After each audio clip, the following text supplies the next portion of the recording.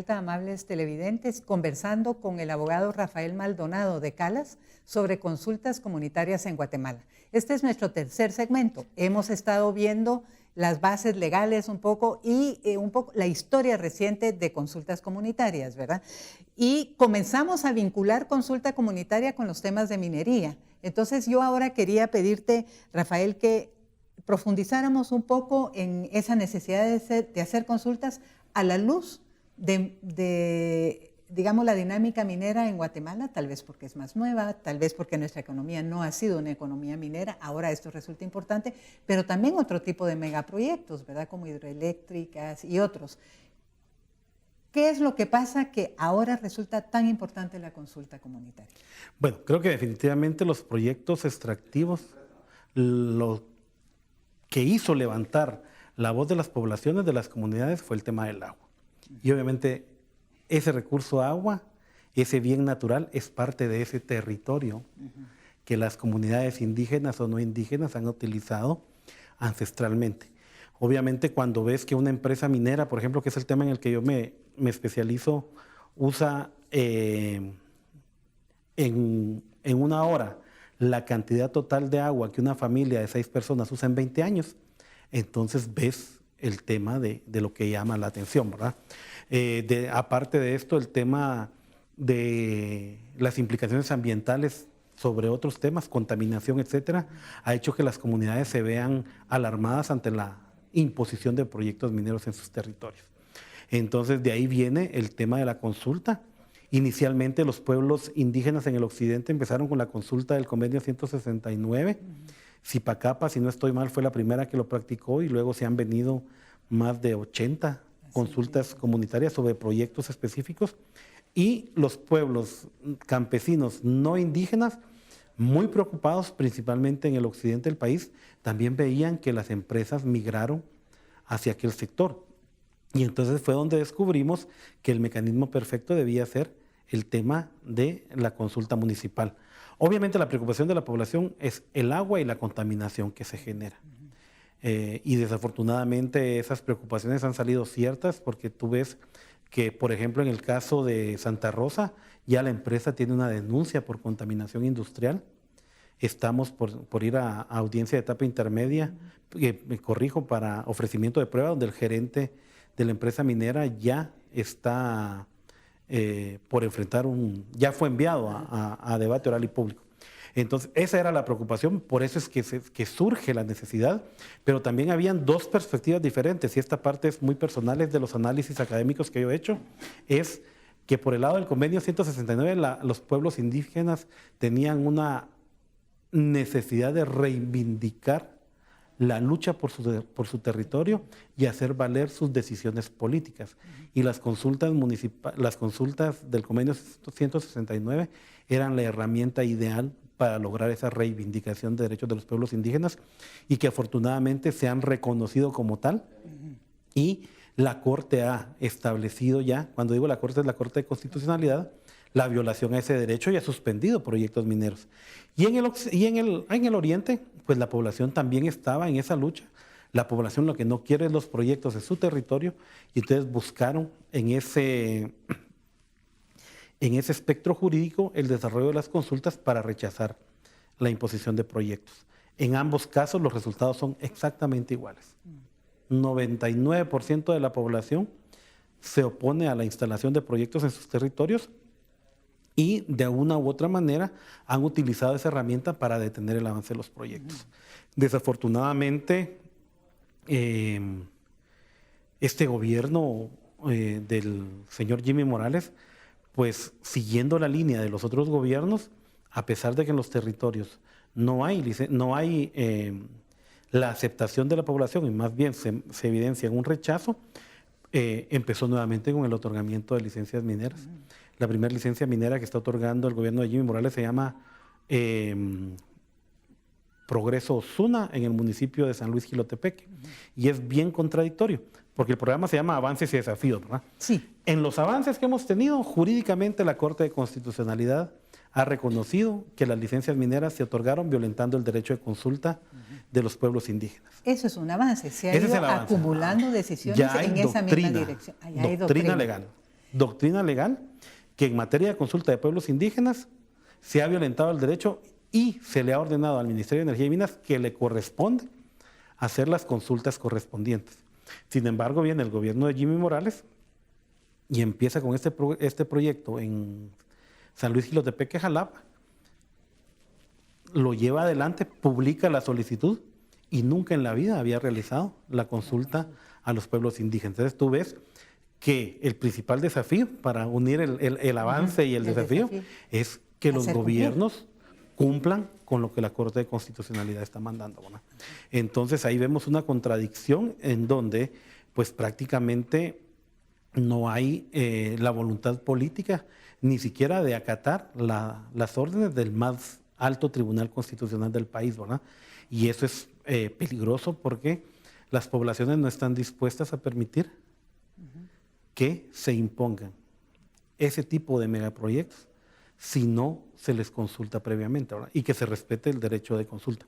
Y el otro tema que es bien importante para este tema, o sea, uno de los principales desafíos es también que las comunidades ahora están buscando la sanción penal en contra de los funcionarios que están llevando a cabo este tipo de acciones ilegales, ¿verdad? Que no están cumpliendo con que lo no están ordenado cumpliendo con lo ordenado con la Corte de Constitucionalidad.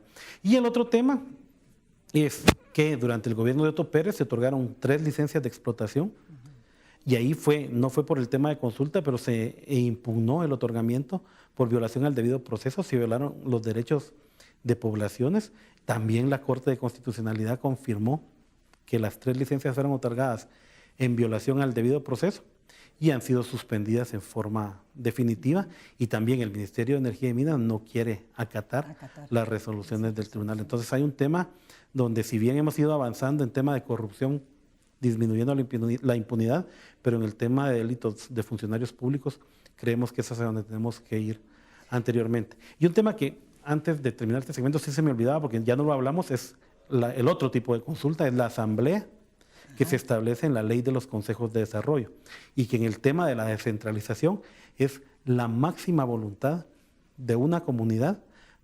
Cuando hablo de la comunidad no estoy hablando solo del municipio, sino estoy hablando de las comunidades que integran el municipio, en donde también las comunidades les asiste ese derecho de que en asamblea comunitaria, es decir, sí o no a la implementación de proyectos, ya sean municipales o de los consejos departamentales en sus territorios, que no quería dejarlo pasar. Sí, gracias. ¿Y esa consulta la debe hacer de oficio los consejos de desarrollo o tiene que ser a petición también de los miembros de la comunidad?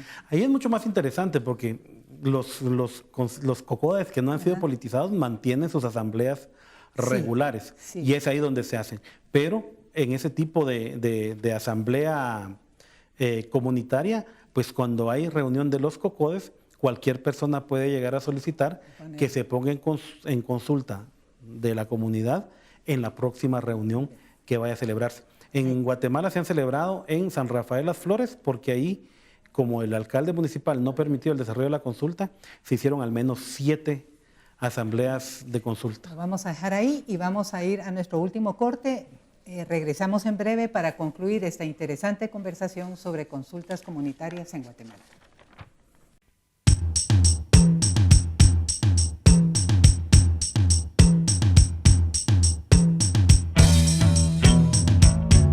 Estamos con Raúl Caal para una mirada crítica sobre Guatemala, preguntándole sobre qué situación está viviéndose en Cabón, Alta Verapaz, para que la comunidad esté buscando la realización de una consulta comunitaria.